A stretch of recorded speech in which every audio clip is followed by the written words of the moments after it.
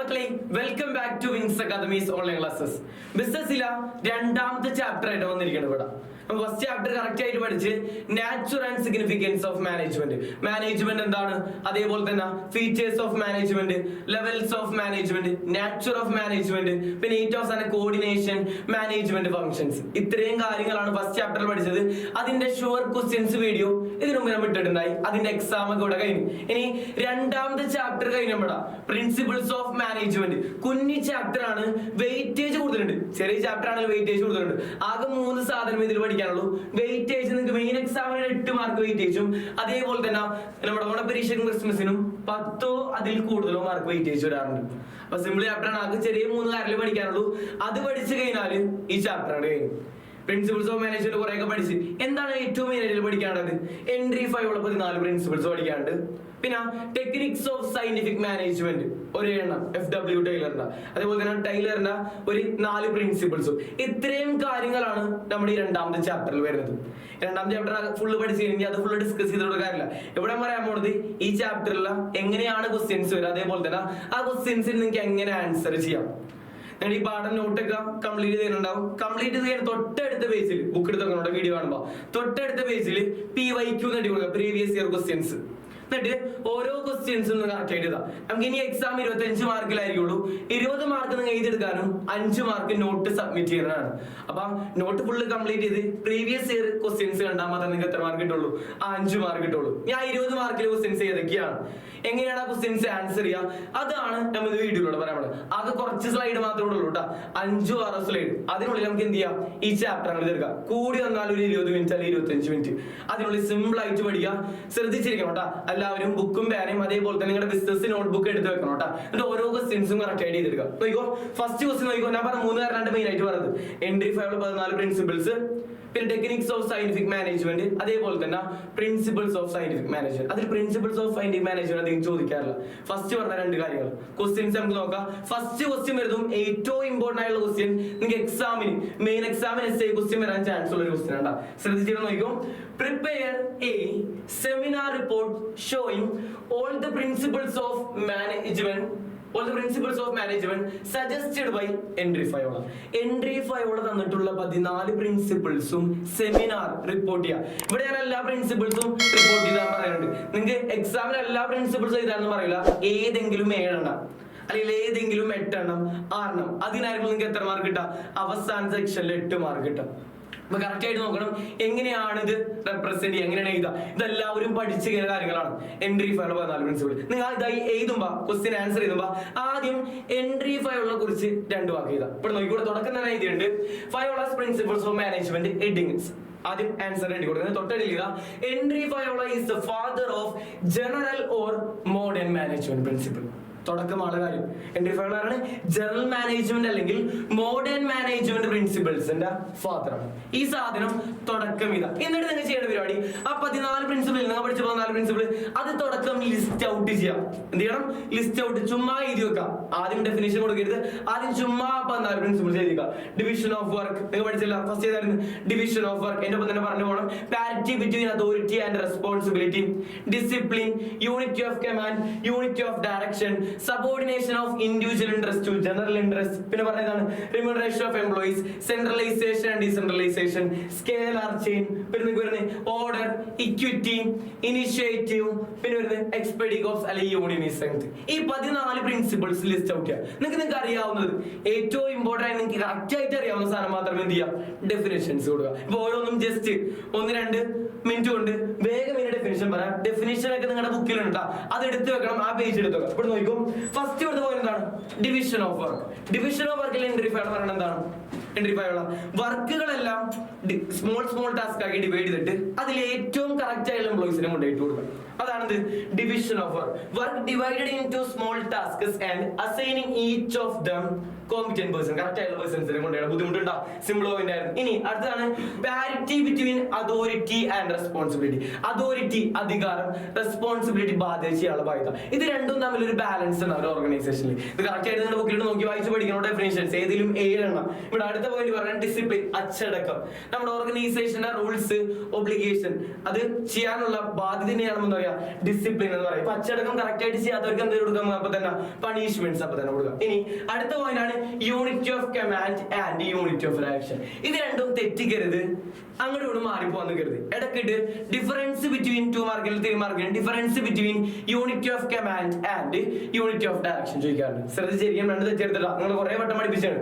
Unity of command എന്ന് പറഞ്ഞാൽ ഒരു ഇൻഡിവിജ്വൽ എംപ്ലോയി അറ്റ് എ ടൈമിൽ ഒരു സുപ്പീരിയറിന് മാത്രം എന്ത് ചെയ്യാം, ഓർഡേഴ്സ് വാങ്ങിക്കുക. അതേപോലെ തന്നെ ഒരാൾക്ക് മാത്രമേ ആൻസറബിൾ ആയിരിക്കാം. ഇപ്പൊ നിങ്ങളുടെ അടുത്ത് തന്നെ ഞാൻ വന്ന നാളെ ഒരു ചാപ്റ്റർ പഠിക്കാൻ പറയാണ്, അക്കൗണ്ടൻസിൽ ഇതൊന്ന് വേറെ ചാപ്റ്റർ പഠിക്കാൻ പറയുന്നത്, നിങ്ങൾക്ക് പഠിക്കാൻ പറ്റുമോ? ഇല്ല. അതേപോലെ തന്നെ ഒരു ഓർഗനൈസേഷനിലാവുമ്പോ ഒരു സബോർഡിനേഷന് ഒരാളിന് മാത്രം എന്ത് ചെയ്യാം, ഓർഡർ വാങ്ങിക്കാൻ നോക്കാം ഒരു സമയത്ത് കേട്ടോ, ഒരു സമയത്ത്. ഇനി അടുത്ത പോയിന്റാണ് യൂണിറ്റി ഓഫ് ഡയറക്ഷൻ. ഒരു ഓർഗനൈസേഷൻ ആകുമ്പോൾ കുറെ ഡിപ്പാർട്ട്മെന്റ്സ് ഉണ്ട്, പക്ഷെ എല്ലാ ഡിപ്പാർട്ട്മെന്റ്സിനും എന്തായിരിക്കണം, ഒരു സെയിം ഒബ്ജക്റ്റീവ് ആയിരിക്കണം. 1 head and 1 plan. നിങ്ങൾ ആരും പഠിച്ചിട്ടുണ്ട് 1 head and 1 plan.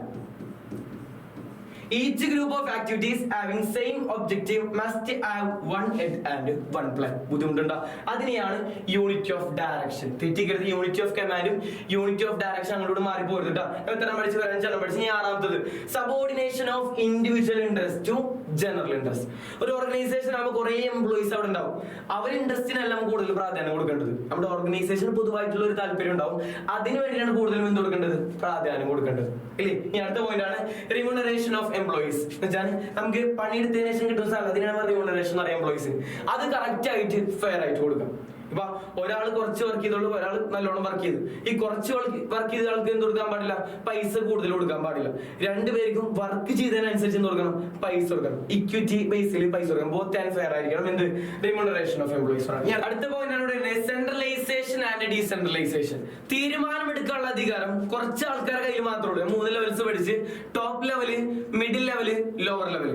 അതിൽ തീരുമാനമെടുക്കാനുള്ള അധികാരം കുറച്ച് ടോപ്പ് ലെവലിൽ മാത്രം ഉണ്ടെങ്കിൽ അതിന് സെൻട്രലൈസേഷൻ എന്ന് പറയും. ഇപ്പൊ അല്ലാതെ ബസ്സിലോട്ട് നമ്മൾ വിട്ടുകൊടുക്കണം, അതിന് എന്ത് പറയും, ഡീസെൻട്രലൈസേഷൻ എന്ന് പറയും. ഒരു ഓർഗനൈസേഷനിലാവുമ്പോ എന്ത് വേണം, സെൻട്രലൈസേഷനും വേണം, ഡീസെൻട്രലൈസേഷൻ വേണം. ഫുൾ ആയിട്ടുള്ള എന്ത് പാടില്ല, സെൻട്രലൈസേഷൻ പാടില്ല, ഫുൾ ആയിട്ടുള്ള ഡീസെൻട്രലൈസേഷൻ പാടില്ല. രണ്ടും തമ്മിൽ ഒരു ബാലൻസ് ഉണ്ടായിരിക്കും. ഇനി അടുത്തതാണ് ഏറ്റവും ഇമ്പോർട്ടന്റ് ആണ്, ഈ 14 എണ്ണത്തിൽ ഈ സ്കേലാർച്ചി നിങ്ങൾ എന്തായാലും പഠിക്കണം കേട്ടോ. സ്കേലാർച്ചിയും അതേപോലെ തന്നെ unity of command, unit of direction, ഇത് എപ്പോഴും നിങ്ങൾ പഠിച്ചിരിക്കുന്നതാണ്. ഇനി സ്കേലാർച്ചി എന്ന് പറയുന്ന കമ്മ്യൂണിക്കേഷൻ പാത്താണ്.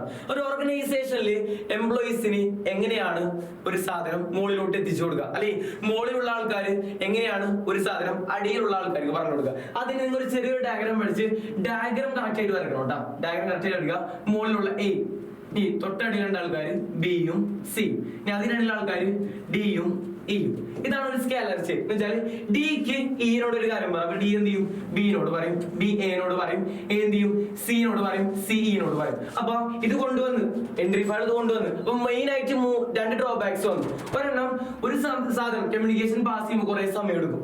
അടുത്ത രണ്ടാമത്തെ ഡ്രോബാക്സ് ആണ്, ഒരു സാധനം പറയുമ്പോ ഇയാൾ പറഞ്ഞതിൽ ചിലപ്പോ എന്താ സിഇനോട് പറയുമ്പോ ആ കാര്യം മാറാനുള്ള ചാൻസ് ഉണ്ട്. അപ്പൊ ഇത് രണ്ടിനോടെയും സോൾവ് ചെയ്യാൻ വേണ്ടി എൻട്രി ഫയൽ കൊണ്ടുവന്ന ഒരു സാധനമാണ് ഗ്യാങ് പ്ലാൻ. എന്ന് വെച്ചാൽ ഒരേ ഡിപ്പാർട്ട്മെന്റിലുള്ള ആൾക്കാരിൽ അവർക്ക് എന്ത് ചെയ്യാ, ഡയറക്റ്റ് ആയിട്ട് കമ്മ്യൂണിക്കേറ്റ് ചെയ്യുക. അതിനെ വിളിക്കുന്ന പേരാണ് മക്കളെ ഗ്യാങ് പ്ലാൻ. ഇത് 2 മാർക്കും ചോദിക്കാണ്ട് ഗ്യാങ് പ്ലാൻ എന്നാണ്.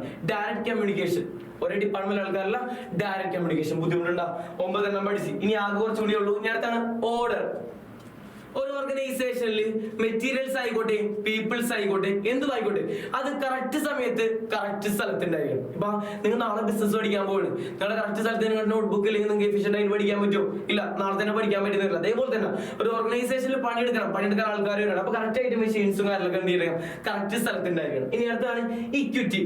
നിങ്ങൾക്കറിയാം, ഇക്വാലിറ്റി കുറെ കേട്ടിട്ടുള്ള ഒരു വാക്കാണ് ഈ കാലത്ത്. ഇക്വിറ്റി എന്ന് പറഞ്ഞാൽ ഒരേപോലെ മാനേജർ ഒരേപോലെ എല്ലായിടത്തും പെരുമാറാം. അത് മതത്തിന്റെ ബേസിലോ ജെൻഡറിന്റെ ബേസിലോ റിലീജിയന്റെ ബേസിലോ ഒരു കമ്പാരിസൺ കാണിക്കാൻ പാടില്ല. എല്ലായിടത്തും ഒരേപോലെ തന്നെ പെരുമാറാം. ഇനി അടുത്താണ് സ്റ്റെബിലിറ്റി ഓഫ് പേഴ്സണൽ. ഒരാൾ ഒരു സ്ഥലത്ത് വർക്ക് ചെയ്യണം, ഒരു ഡിപ്പാർട്ട്മെന്റ്, ആളെ വേറെ സ്ഥലത്ത് അടുത്ത ആഴ്ച കൊണ്ടുപോയാണ്, അടുത്ത ആഴ്ച അത് കഴിഞ്ഞിട്ട് വേറെ ആഴ്ച എന്ത് ചെയ്യണം, വേറെ സ്ഥലത്ത് കൊണ്ടുപോയാണ്. ആൾക്ക് കറക്റ്റായിട്ട് വർക്ക് ചെയ്യാൻ പറ്റും? ഇല്ല.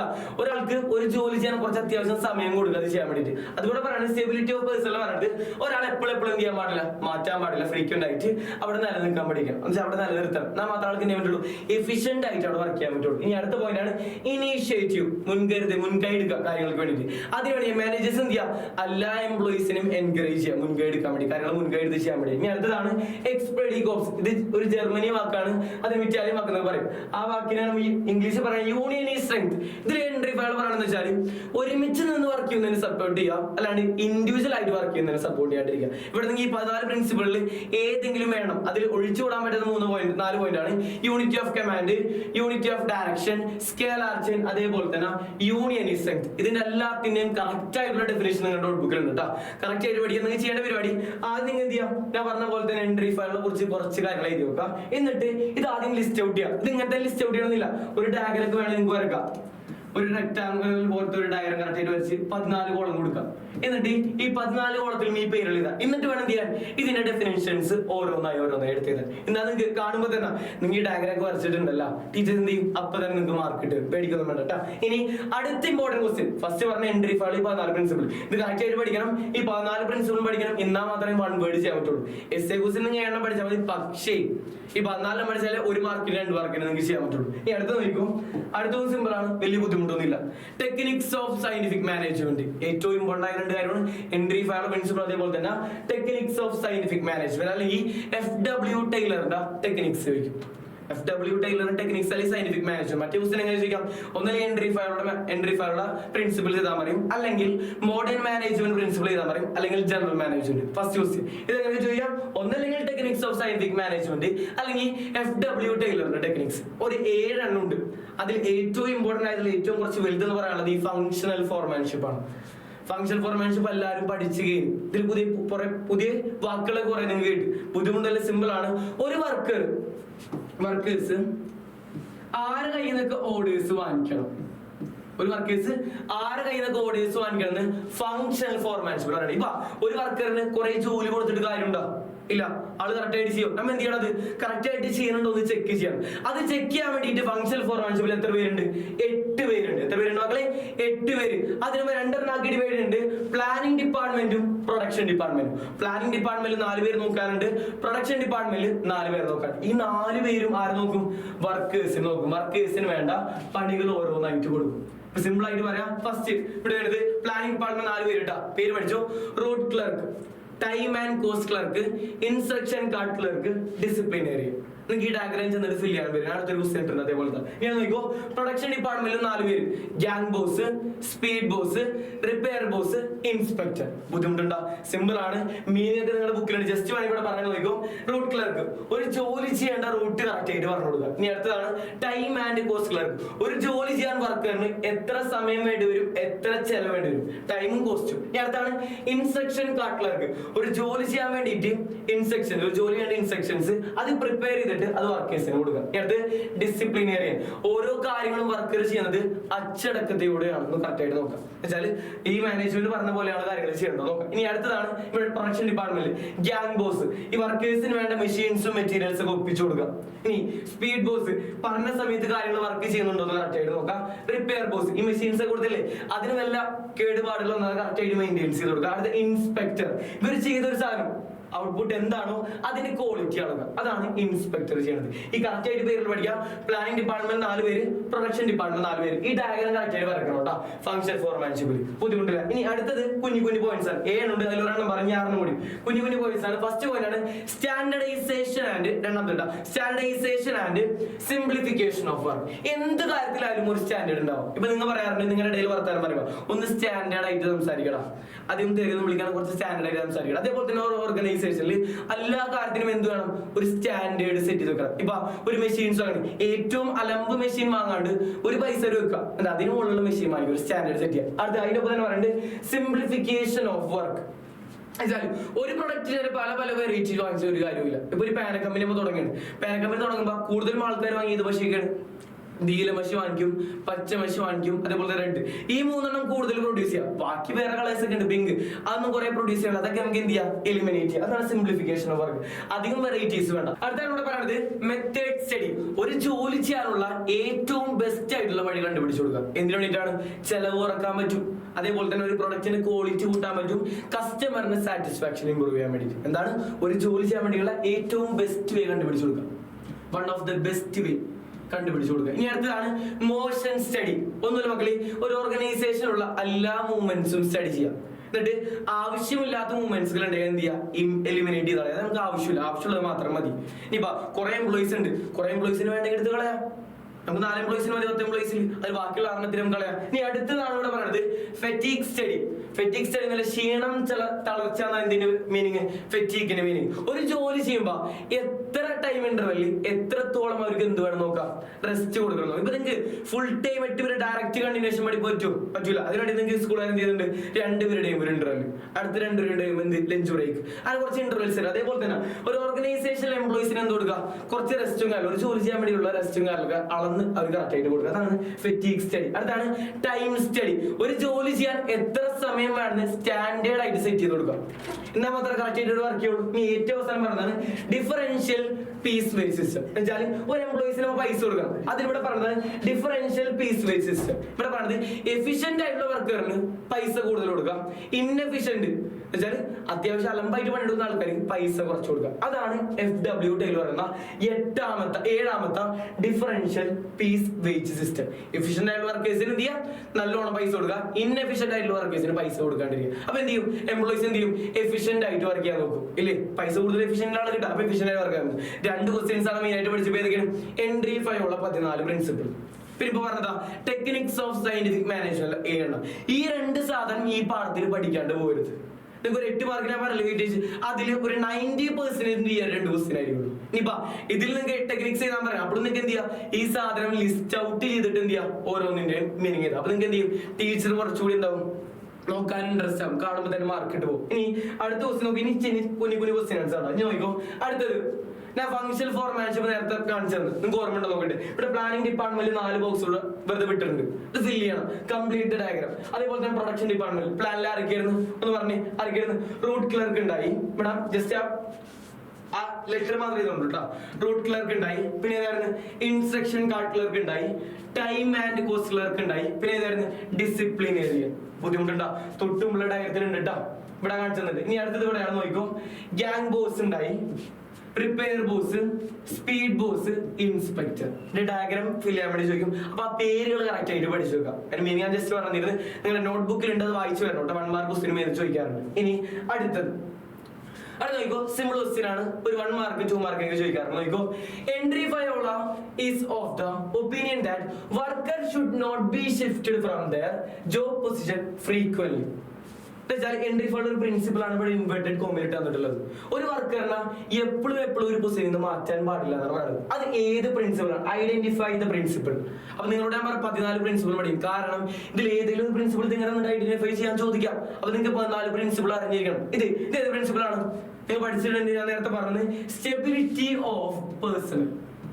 സ്റ്റെബിലിറ്റി ഓഫ് പേഴ്സണൽ,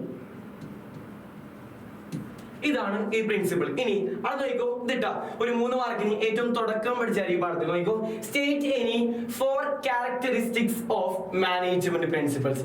ഒന്നല്ലെങ്കിൽ ക്യാരക്ടറിസ്റ്റിക്സ് ചോദിക്കാം, അല്ലെങ്കിൽ ഫീച്ചേഴ്സ് ചോദിക്കാം, അല്ലെങ്കിൽ നാച്ചുറൽ. അത് ഏത് ചോദിച്ചാലും നിങ്ങൾ ഇതിനെ എഴുതുന്നത്. നോക്കിക്കോ, ഫസ്റ്റ് പോയിന്റ് ആണ് യൂണിവേഴ്സൽ ആപ്ലിക്കേഷൻ.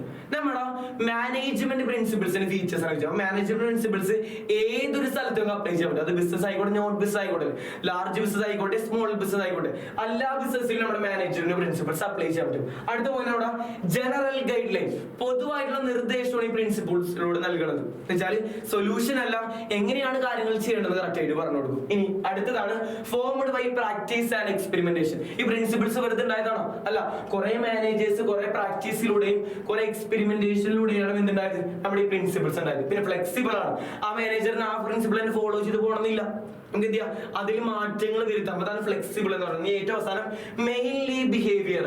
നമ്മുടെ ഓർഗനൈസേഷൻസിലെ നമ്മുടെ പ്രിൻസിപ്പിൾസ് എല്ലാം എന്താണ്, മനുഷ്യന്മാരെ ചുറ്റുപറ്റുള്ളതാണ്, അവരെ പറ്റി പഠിക്കുന്നത്. അതാണ് മെയിൻലി ബിഹേവിയർ. ഹ്യൂമൻ ബിഹേവിയർ എന്ന് വേണമെങ്കിൽ നിങ്ങൾക്ക് ഇവിടെ കൊടുക്കാം കേട്ടോ, ഹ്യൂമൻ ബിഹേവിയർ. ബുദ്ധിമുട്ടുണ്ടോ? 4 പോയിന്റ് ആണ് പറഞ്ഞത് ക്യാരക്ടറിസ്റ്റിക്സ്. ആ 4 പോയിന്റ് കറക്റ്റ് നോക്കി വെക്കാം കേട്ടോ. ഇതിന്റെ ഡെഫിനിഷനും കാര്യങ്ങളൊക്കെ നിങ്ങൾ പാഠത്തിന് തുടക്കത്തിൽ ഞാൻ എഴുതി തന്നിട്ടുണ്ട്, നിങ്ങളുടെ ബുക്കിൽ ഉണ്ടാവും കേട്ടോ.